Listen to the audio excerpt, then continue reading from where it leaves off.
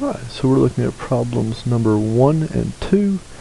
Both of these are graphing, and from our instructions it tells us the graph is using the transformations. So that's important in that we're not graphing these using our calculator, we're graphing these just from the transformations.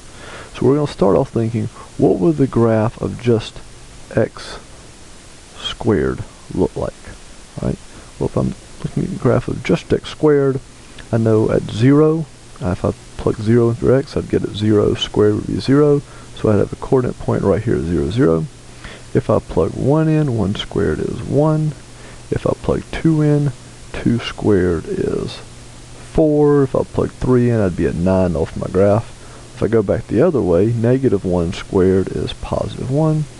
Negative 2 squared is 4, positive 4. So if I graph just x squared, I get this. Well, what difference does that 1/3 make? Well, that 1/3 is a vertical compression by 1/3. Alright, I know it's a vertical compression because 1/3 is less than 1. So when I do a vertical compression, I'm going to multiply my y values by 1/3.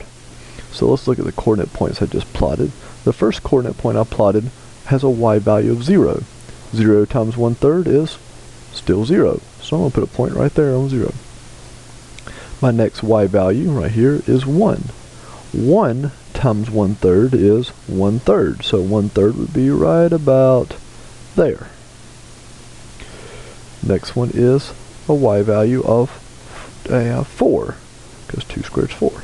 4 times 1/3 would be 4 divided by 3, so that would be, you could think of this as 1.33 or 1 1/3. So 1 1/3 would be right about there.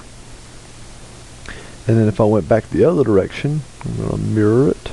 So negative 1 will give me 1/3. Negative 2 also give me 1/3.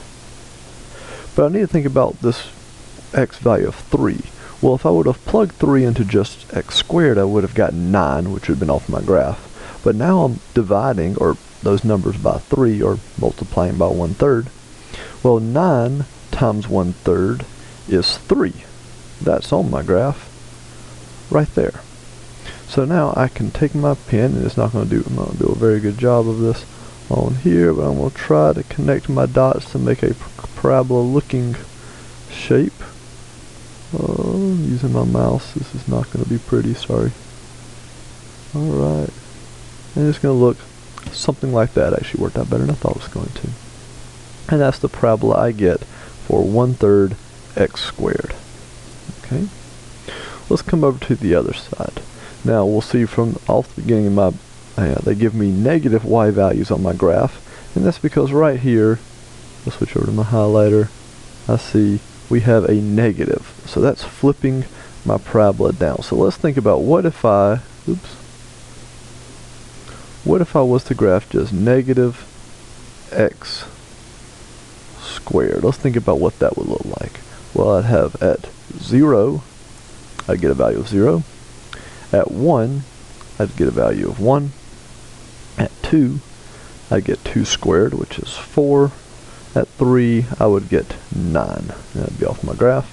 And I go back the other way at negative 1,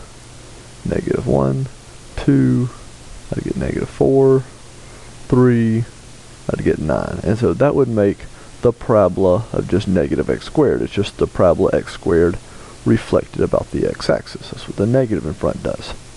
So this one has a negative in front, so it's been reflected about the x-axis, but then it also has a value of 2.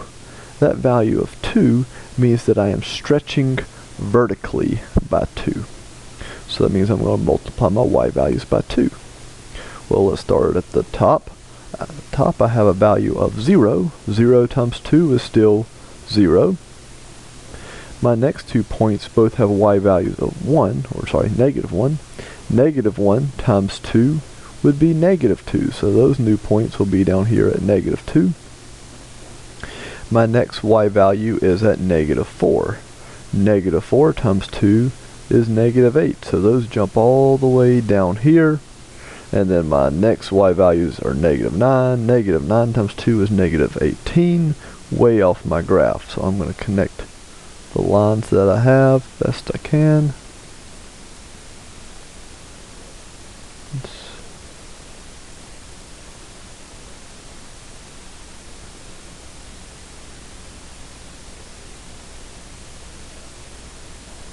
And there is my new parabola that has been transformed by reflecting about the x-axis and a vertical stretch by 2.